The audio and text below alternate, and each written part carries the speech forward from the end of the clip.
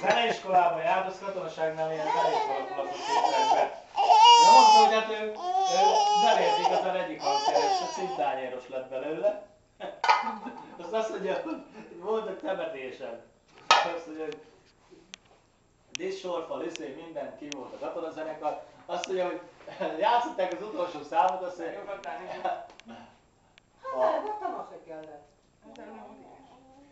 játszották az utolsó számot, azt mondja, hogy egyetlen egyszer kellett neki a végén összecsapni a szintányért.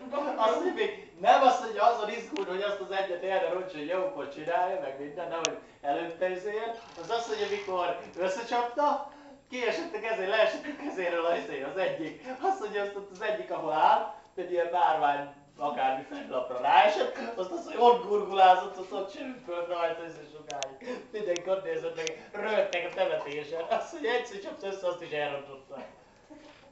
Na, hova mész?